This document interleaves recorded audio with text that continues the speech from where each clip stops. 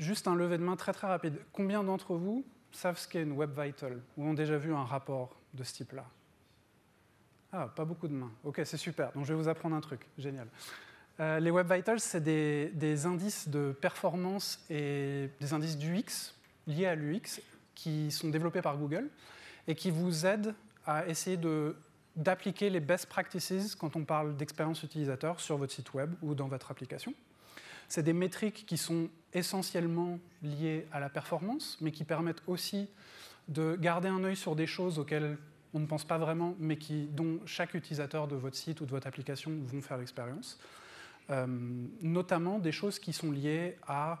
donc par exemple, il y en a 3 principales. La première, c'est LCP. Donc, quand je charge mon site web, combien de temps prend l'élément principal de ma page à se charger? Donc, à quel moment on peut considérer que l'utilisateur voit ma page effectivement? Le deuxième, qui est INP, et qui va, lui, traquer tout ce qui est lié à la mesure... tout ce qui est lié aux interactions avec votre site. Je clique sur le bouton, combien de temps est-ce que ça prend avant que le site s'update et que quelque chose se passe? Et la dernière, c'est CLS, et qui, elle, va mesurer la stabilité visuelle de votre page. Donc vous chargez une page, est-ce que tous les éléments s'affichent à des moments différents et vont changer de place, etc. Donc c'est ça qu'on appelle la stabilité visuelle de la page dans ce cas-là. Les Web Vitals, c'est des outils qui sont absolument formidables pour améliorer l'expérience utilisateur. Quand vous développez un site web, une application mobile, c'est extrêmement utile pour avoir des indicateurs qui vous aident à améliorer ça. Mais elles sont aussi très générales par design et elles peuvent être influencées par une myriade de choses. Donc, ça peut être assez difficile de savoir qu'est-ce qu'il faut changer précisément afin d'avoir un impact et effectivement améliorer l'expérience utilisateur. Parce qu'à mesure que votre site grandit, à mesure que votre site va grandir, qui va être de plus en plus complexe, vous allez ajouter des fonctionnalités, des dépendances, des outils tiers, votre expérience utilisateur finale va également être impactée par ça. Et pourquoi? Parce qu'avec toute cette complexité, ça va aussi être de plus en plus difficile de comprendre quels sont les changements que j'ai faits qui vont avoir un impact sur ces métriques et sur les différents éléments de mon UX que j'affiche à mes utilisateurs. Et comme je le mentionnais avant, donc si on regarde LCP, INP, CLS, qui sont les 3 Web Vitals principales, elles ne peuvent pas tout expliquer non plus. Et pourquoi? Parce qu'en fait, elles sont focalisées sur une page en particulier. Donc vous allez regarder ces métriques pour, je ne sais pas, la page où vous affichez les produits, par exemple. Le truc, c'est que vos utilisateurs, ils parcourent votre site. Il y a un cheminement. C'est-à-dire qu'ils vont aller depuis votre homepage, ils vont aller sur des pages produits, ils vont cliquer sur « Ajouter au panier », aller chercher un autre produit. Donc en fait, notre objectif, c'est d'améliorer dans son ensemble l'expérience utilisateur, mais les données qu'on obtient sont spécifiques à chaque page, à chaque tranche de notre expérience utilisateur. Du coup, comment est-ce qu'on s'y prend? Comment est-ce qu'on fait pour améliorer ça? Durant le reste de cette présentation, je vais vous montrer quelques démos, 3 il me semble, peut-être 4, je ne sais plus, avec un site, je crois que vous l'avez déjà vu, un site de démo de OpenTelemetry, qui est un site d'e-commerce, dans lequel on a induit des latences et des problèmes pour pouvoir faire la démo des outils que je vais vous présenter aujourd'hui. Et vous verrez, il y a 2 problèmes. Un qu'on va tout de suite pouvoir spotter et suivre avec Web Vitals, et un qui dégradera l'expérience utilisateur, mais que Web Vitals n'attrapera pas du tout. Et donc, en utilisant les outils proposés par Grafana Cloud, on va pouvoir identifier le problème. Une fois qu'on aura une solution, utiliser K6 dans ce cas-là, pour s'assurer qu'on a résolu ce problème. Et enfin, utiliser le dernier outil dont je vais vous parler tout de suite, qui va vous permettre de vous assurer qu'il n'y a pas de régression dans le futur. Donc, une fois que vous avez résolu un problème, il est vraiment résolu. Yes. Pour ça, on va utiliser une stratégie en gruyère. Alors, l'expression, c'est Swiss cheese. J'ai tenté de traduire ça en français. Si un jour vous faites ça dans vos vies, vous verrez que c'est vraiment pas facile. Comme vous le savez probablement, il y a rarement une solution unique à un problème donné.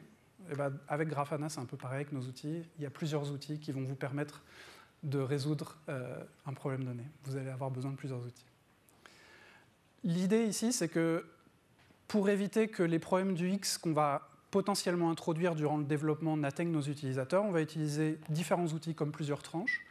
Et le rôle de chacune de ces tranches et de chacun de ces outils va être d'arrêter les problèmes avant qu'ils n'atteignent l'utilisateur. La première tranche, ici, ça va être Grafana Frontend Observability. Donc, essentiellement, c'est une solution pour l'observabilité du front-end. Il me semble que vous l'avez déjà vu aujourd'hui. Ça va vous fournir des informations qui sont immédiates, claires et exploitables, et qui sont liées à l'expérience utilisateur de l'utilisateur final de votre application. Comme je disais, la deuxième tranche, ça va être K6. Et donc K6 est un outil qui va vous permettre de faire des tests de charge et des tests de fiabilité, c'est comme ça qu'on les appelle. Et en gros, il va vous permettre de reproduire cette expérience que vous observez chez vos utilisateurs de manière programmatique et systématique pour pouvoir vérifier que votre service tienne la charge ou vous assurer que vos solutions fonctionnent effectivement en production. Et enfin, la dernière tranche, ce sera Grafana Cloud Synthetic Monitoring, qui est une solution qui va vous permettre de vous assurer qu'il n'y a pas de régression. Et qu'est-ce que ça veut dire? Vous allez pouvoir écrire des checks qui vont aller regarder en production, en temps réel, depuis plusieurs endroits dans le monde, vérifier que votre site est dans un état donné, que vos API répondent d'une certaine façon, etc., etc. Donc, en pratique, on va regarder une expérience utilisateur donnée, et on va essayer de mettre en action ces trois outils pour essayer d'améliorer les choses. OK.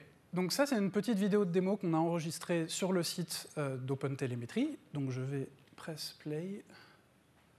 Voilà, impeccable. Donc la première chose qu'on remarque tout de suite, c'est la bannière a mis beaucoup de temps à se charger. Les pages produits, les images des produits mettent du temps à se charger également. Si on clique sur le bouton « Ajouter au panier » un peu plus tard, on va voir également que ça met du temps à répondre, qu'il ne se passe rien au début. Et lorsqu'on est sur la page de commande et qu'on essaie de passer la commande, c'est pareil, il y a beaucoup de délais, il ne se passe pas grand-chose, et puis d'un moment, ça se rafraîchit sans qu'on sache exactement ce qui s'est passé. Du coup, c'est la question qui va nous animer. Qu'est-ce qui se passe? Et comment est-ce qu'on fait pour découvrir ce qui va se passer, ce qui s'est passé? Et bien pour ça, on va utiliser notre premier outil, Frontend Observability.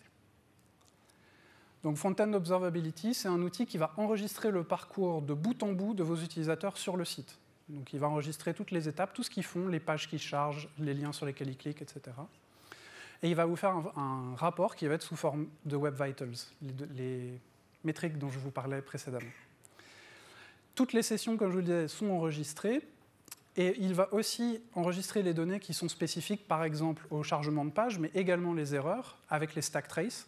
Et si vous avez des source maps en JS qui sont disponibles, vous pouvez les uploader pour rendre le debugging encore plus facile. Vous avez accès aux données individuelles, mais vous avez aussi accès aux données agrégées. Et libre à vous de modifier les visualisations. Vous pouvez rajouter les visualisations qui vous manquent ou modifier les existantes, afin d'avoir un dashboard qui correspond exactement à vos besoins. La vraie feature pour moi qui est un tout petit peu utilisée cette application, c'est la vraie feature effet waouh, on va l'appeler. C'est la corrélation qu'il y a entre le front-end et le back-end. Et ça marche avec les trace identifiers, donc avec le système de tracing. Et ça va permettre de faire une corrélation précise entre les sessions des utilisateurs qu'on a enregistrées, qu'est-ce que mon utilisateur fait sur mon site, avec les actions correspondantes dans le back-end. Donc, lorsqu'il s'est passé l'événement X, qu'est-ce qui s'est passé dans le back-end à ce moment-là? Et comme vous pouvez le voir, avec les traces, vous avez vraiment une analyse de quand la page s'est chargée, voilà tout ce qui s'est passé. Donc, dans la prochaine étape, je vais vous montrer cet outil en action. Et ce qu'on a vu dans la démo initiale, c'est qu'on avait deux problèmes principaux, les images qui sont lentes à charger d'un côté, et de l'autre, l'ajout au panier et le passage de commande, qui ont beaucoup de délais et qui ont une fonctionnalité qui, du point de vue utilisateur, apparaissent un petit peu imprévisibles. Donc, on va utiliser Frontend Observability et on va enquêter afin de découvrir ce qui se passe. Donc ici, on ouvre l'application et on va regarder immédiatement. Est-ce que la démo s'est lancée? Oui. La première chose qu'on remarque, c'est que le LCP est assez élevé. C'est orange. On est à 3 secondes. C'est très élevé. Donc ça, c'est la première chose qu'il va falloir qu'on cherche à améliorer. C'est la première chose qu'on peut en apprendre. Et ensuite, ce qu'on va faire, c'est qu'on va cliquer sur l'onglet Sessions. Ça, c'est toutes les sessions utilisateurs. On en prend une au hasard, et là on a des Web Vitals qui sont dédiés à cette session utilisateur spécifique. Et si on regarde par exemple l'événement PageLoad, le chargement de la page, on peut regarder, OK, est-ce que le problème est lié à ça, au chargement de la page, etc., à tout ce qui se passe dans ce cas-là. Mais là, il n'y a rien qui saute aux yeux spécifiquement. Tout ce qui est lié au réseau a l'air OK, le rendu a l'air globalement OK. Mais ce qu'on sait, c'est qu'on avait un problème avec la bannière. Donc on peut chercher directement la bannière, et on va aller regarder les interactions qu'on a eues liées à la bannière. On peut cliquer dessus et on peut cliquer sur le bouton Services. Donc ça, c'est la fonction corrélation dont je vous parlais. Et du coup, ce que ça va faire, c'est qu'on va voir les traces qui sont liées au fichier banner quand il a été chargé. Et là, ce qu'on voit tout de suite, c'est qu'on a une trace front-end proxy, donc très probablement liée au chargement de l'image en elle-même, et elle prend de mémoire 2 secondes et des croquettes, ce qui est très très long pour charger une image, surtout pour un proxy. On peut faire pareil avec le panier.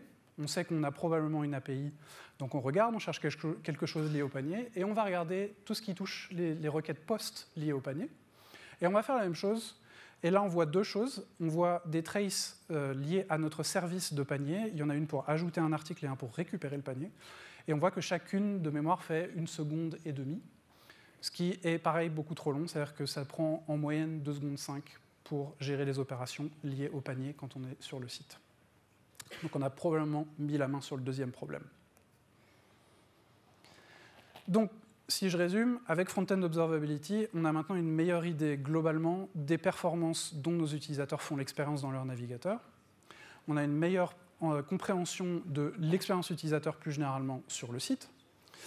Mais on a aussi mis le doigt concrètement sur ce qui cause les 2 problèmes qu'on a vus au départ. Donc la prochaine étape, ça va être d'utiliser K6. En termes plus génériques, ce qu'on va vouloir faire, c'est reproduire ce problème pour être sûr de manière fiable qu'on est capable de s'assurer qu'il existe et qu'on a bien analysé les bonnes root causes. J'ai eu cette discussion aujourd'hui, c'est très difficile de traduire ça.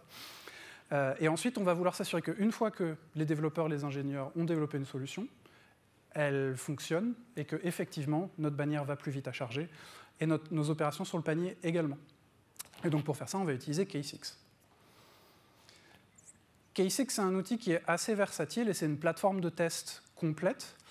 Ça permet de créer en anglais des load tests. Dans la langue de Molière, c'est des tests de charge, mais moi, ça ne m'a jamais rien évoqué. Et le principe, c'est que vous allez écrire vos tests directement en forme de script, en JavaScript ou depuis récemment en TypeScript. Et dans ce script, vous allez reproduire le cheminement de votre utilisateur. Donc vous allez littéralement pouvoir faire exactement le même chemin, les mêmes requêtes, etc. Vous pouvez l'exécuter soit localement en ligne de commande sur votre MacBook et obtenir des performances déjà assez importantes, mais vous pouvez aussi le lancer dans le cloud, l'intégrer dans vos pipelines CI/CD. Vous pouvez le lancer de manière ponctuelle, mais vous pouvez également le lancer de manière récurrente. Vous pouvez programmer des tests dans le cloud. Et ça va vous permettre de reproduire donc, les problèmes dont vous avez fait l'expérience, mais aussi de vous prémunir pour des problèmes liés par exemple à la charge que vous connaissez. Typiquement, le Black Friday, si je ne dis pas d'ânerie, dans une semaine, c'est un moment où on a probablement envie d'être prêt pour cet événement-là, et K6 est parfait pour faire ça. À mesure qu'il s'exécute, il va collecter des métriques, il va collecter des logs, et il s'intègre très bien dans toutes les solutions que vous utilisez déjà, donc les dashboards Grafana, les logs, mais également avec Grafana Cloud Traces.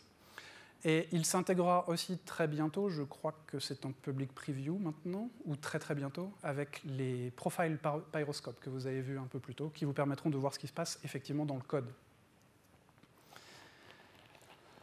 Une addition récente à K6, disons ça fait longtemps qu'elle est là, mais maintenant elle est stable et on la supporte sur le long terme, c'est la capacité de faire la même chose, mais dans le navigateur directement. Donc historiquement, K6 ne supportait que des tests protocoles, donc vous faites des requêtes HTTP, gRPC, WebSocket, etc., etc. Mais maintenant, vous avez également la possibilité de combiner ça avec des tests dans le navigateur. Qu'est-ce que ça veut dire? Ça veut dire qu'on va lancer un Chromium comme le font des tests, comme le font des frameworks qui vous permettent de faire des tests dans le navigateur. Et avec ça, vous allez pouvoir faire exactement les mêmes actions que vos utilisateurs. Vous allez pouvoir vous balader, cliquer sur des liens, remplir des champs de forms, etc. Et K6 va mesurer les performances observées dans ce navigateur et vous permettre de détecter des problèmes qui seraient très difficiles à détecter si vous n'étiez que au niveau du protocole. Comme vous pouvez le voir dans ce screenshot, ça mesure les Web Vitals également. Et dans le cloud, vous avez cet élément qui s'appelle la browser timeline qui va vous permettre d'aller inspecter chaque étape du test indépendamment et va collecter des screenshots en chemin. Tout comme avec les tests classiques, vous écrivez ça dans un script, c'est un module, vous l'importez, un module JavaScript standard, vous l'importez et vous l'utilisez comme vous utiliseriez Playwright, et d'ailleurs ce module est compatible avec Playwright. Donc si vous connaissez l'API Playwright, ça marchera aussi. Mais tout le monde n'est pas parfait, donc si le code n'est pas votre truc et que vous préférez juste reproduire l'expérience utilisateur dans votre navigateur vous-même, vous avez l'enregistreur K6 qui est une extension Chromium. Et vous cliquez sur Enregistrer, vous vous baladez sur le site ou la partie du site qui vous intéresse. Et une fois que vous appuyez sur Stop, ça génère un script K6 prêt à l'emploi pour vous. Vous pouvez littéralement copier-coller ça dans Grafana Cloud K6 ou dans VS Code localement, ça marchera. Ok, donc on connaît les deux problèmes. Maintenant, projetons-nous un tout petit peu dans le futur et partons du principe que les développeurs ont résolu les problèmes qu'on a vus. Ils ont créé des correctifs. C'est un mot très désuet, mais c'est le seul qui m'est venu. Et du coup, en théorie, ce qu'on s'attend à observer, c'est les images devraient être rapides à charger. Et lorsque je clique sur les boutons, notamment ajouter au panier et passer le command, ça devrait être instantané. Maintenant qu'on sait que K6 peut nous aider avec ça, ce qu'on va faire, c'est qu'on va utiliser l'extension d'enregistrement, reproduire le cheminement qu'on a fait précédemment, en faire un script K6 et valider que ça fonctionne effectivement. Donc dans cette démo, avec l'extension activée, je vais suivre le même cheminement que l'utilisateur. Donc je vais cliquer sur Enregistrer, je vais aller sur la home page, me balader dans les pages produits. Ça paraît déjà beaucoup mieux qu'avant, les images se chargent très très vite. Quand je clique sur le bouton pour passer la commande, tout se passe bien. Donc je suis grosso modo prêt à cliquer sur Stop. Et je vais pouvoir, une fois que j'aurai fait ça, l'extension va vous générer un script. Vous pouvez scroller, aller voir le bouton Show Code, et vous avez un script K6 en JavaScript qui est prêt à l'emploi. Donc on peut littéralement le prendre, le copier, le coller dans Grafana Cloud K6, ce qui est ce qu'on va faire. Voilà, on a le test. Et maintenant, on est prêt à cliquer sur Run, et c'est ce qu'on va faire. Et quelques minutes plus tard, on a déjà nos résultats. Donc ce qu'on observe ici, c'est que LCP est vert, il a beaucoup d'écrus. Et donc ce qu'on peut faire ensuite, c'est qu'on peut aller dans la browser timeline, puisque le test ici a utilisé le module, et on peut regarder chaque étape du test. Donc là, il y a beaucoup de vert, on voit que tout est au mieux. Ce qu'il faut savoir, c'est que K6 va faire beaucoup d'itérations et va les faire de manière concurrente avec ce qu'on appelle les utilisateurs virtuels. Vous pouvez aller voir chaque itération indépendamment. Donc vous pouvez vous assurer, par exemple, que vos résultats sont consistants. Et vous pouvez aller voir les screenshots indépendamment également. Mais maintenant, ce qu'on peut vouloir faire, c'est aller vérifier les performances spécifiques à notre bannière, comme on l'avait fait dans Front-End Observability, et regarder ce que notre test a produit ici. Donc pareil, on va aller chercher nos requêtes qui sont liées à la banner. Et donc les résultats qu'on voit, c'est que 95% des requêtes de mémoire sont autour de 100 millisecondes. C'est beaucoup, beaucoup mieux qu'avant. On peut faire pareil pour le panier. Donc on va aller regarder nos requêtes qui sont liées au panier spécifiquement.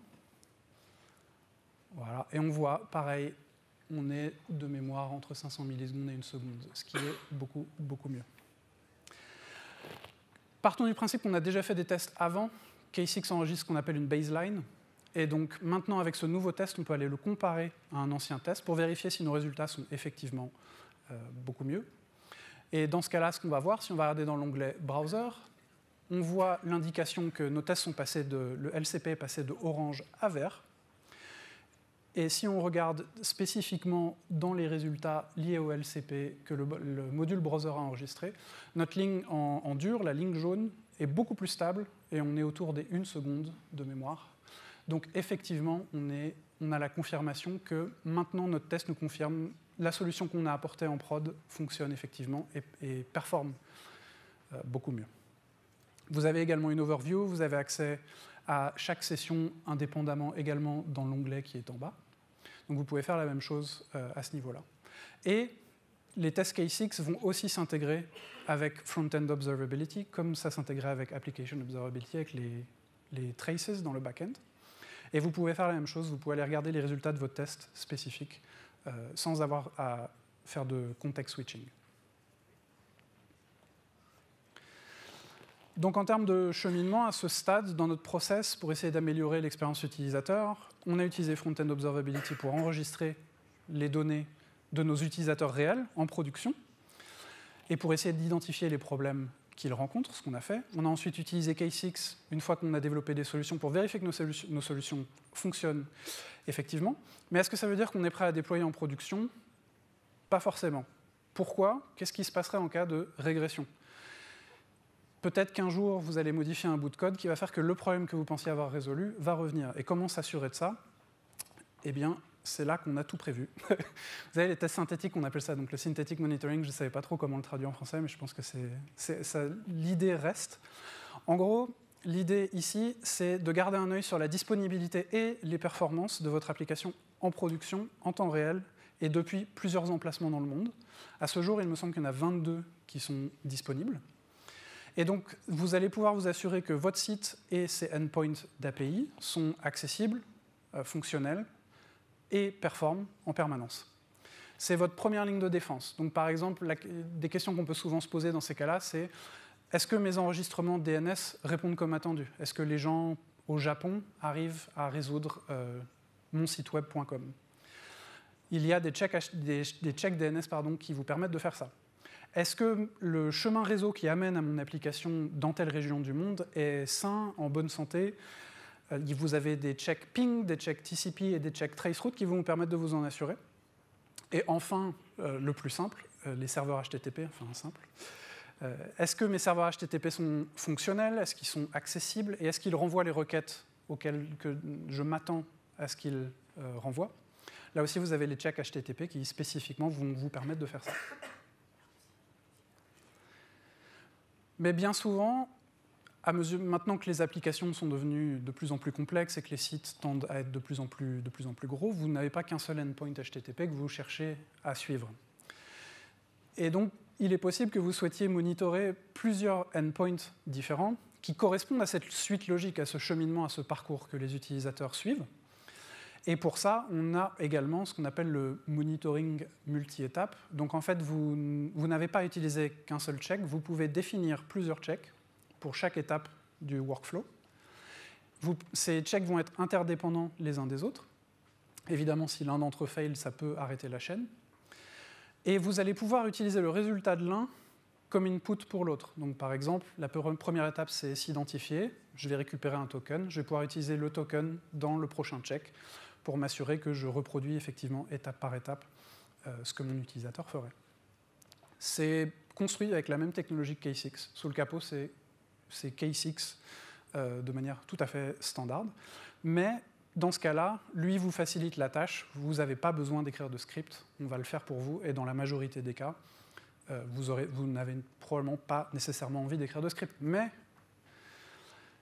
si vous avez envie d'écrire un script, il y a plein de raisons pour ça.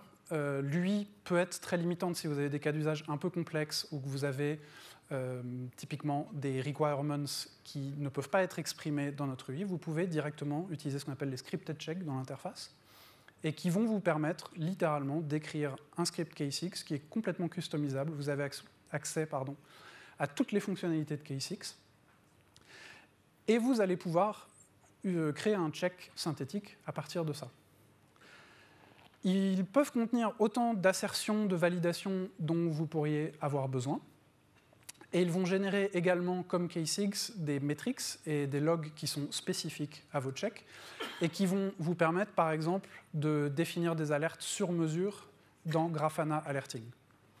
Si vous utilisez K6 pour d'autres tâches, donc si vous faites déjà du load testing ou du reliability testing avec, vous allez pouvoir littéralement copier-coller vos scripts de load testing dans Synthetic Monitoring et peu ou prou, sans modification, les utiliser pour faire du Synthetic Monitoring. Par ailleurs, nous avons le support pour le navigateur qui vient d'arriver en public preview dans Synthetic Monitoring. Je ne vais pas vous le montrer aujourd'hui, mais c'est très similaire au check scripté. La vraie différence, c'est que ça va utiliser le module du navigateur dont je vous parlais et ça va générer un dashboard par défaut qui aura effectivement des informations qui sont plus spécifiques au navigateur. Oups, pardon. Donc, maintenant on a un correctif et on vient de valider avec K6 qu'il fonctionne, mais avant de le déployer, on va vouloir utiliser les tests synthétiques pour s'assurer qu'il n'y ait pas de régression à l'avenir, donc que les problèmes ne réapparaissent pas sans qu'on le sache. Et donc on va mettre en action Synthetic Monitoring pour ça. Avant de lancer la démo, je vais juste très rapidement me mettre les speaker notes ici. Juste un instant, impeccable. Super. OK, donc le premier problème qu'on avait, c'était le banner.png. C'est bien la démo, hein? Oui, c'est ça. Donc on va créer un check pour ça, et on va définir un uptime. Donc en gros, on veut s'assurer que banner.png est toujours accessible, et dans ce cas-là, on va définir un timeout d'1 seconde. Le fichier banner.png n'a le droit n'a qu'une seconde pour se charger. Si ça prend plus d'une seconde, on va déclencher une alerte. Et dans ce cas-là, on veut s'assurer qu'il n'y ait pas de régression, donc on va mettre la sensibilité à high, ça veut dire qu'au moment, la première fois où on dépasse une seconde, vous allez recevoir une alerte. Si on va regarder pour ce qui est du panier, on va utiliser un scripted check dans ce cas-là. Et donc, ce scripted check va être construit en 3 étapes. La première étape, c'est qu'on va vouloir s'authentifier, donc on va générer un session ID random dans ce cas-là, mais vous pourriez vous authentifier directement. On va appeler l'action qui ajoute au panier en utilisant ce session ID. Et la dernière étape, ça va être de récupérer le panier, ce qui se passe quand on fait place the order. Et on va définir une threshold manuellement, on va définir une limite où on va dire tu n'as pas le droit de passer plus de 600 secondes à faire ça, et si c'est le cas, alerte-moi. Donc si on va regarder maintenant le dashboard lié à la banner, ça c'est donc le dashboard Synthetic Monitoring, on voit que tout est vert sauf dans une région qui est Amsterdam. On voit qu'à Amsterdam, on a des alertes qui partent et que le temps pour charger est trop long dans ce cas-là. C'est peut-être le moment de passer un CDN dans ce cas-là, à Amsterdam spécifiquement. Et si on va regarder ce qui est lié aux informations du panier, on voit que c'est mieux, mais on voit qu'il y a encore énormément d'erreurs qui pop. On a une centaine de failures dans ce cas-là. Mais si on va regarder la time series, la série de données spécifiquement liées aux données que Synthetic Monitoring observe, on voit aussi que ça va beaucoup mieux depuis un petit moment. Ça veut dire que le correctif a probablement été publié et que les développeurs étaient trop absorbés pour nous le dire. Voilà. Ce que je vous ai présenté, donc, c'est ces 3 produits, Front-End Observability, K6 et Synthetic Monitoring. L'un vous permet de suivre les performances dont vos utilisateurs font l'expérience en prod. K6, une fois que vous avez des solutions, va vous permettre de faire des tests de charge et vérifier que l'application remplit bien sa mission et passe toute votre checklist fonctionnelle. Et la dernière étape, c'est de vous assurer que vous n'avez pas de régression en utilisant Synthetic Monitoring et de vous assurer en permanence de l'état de santé de votre site, de votre application, en vous permettant une granularité qui serait difficile à obtenir d'une manière différente.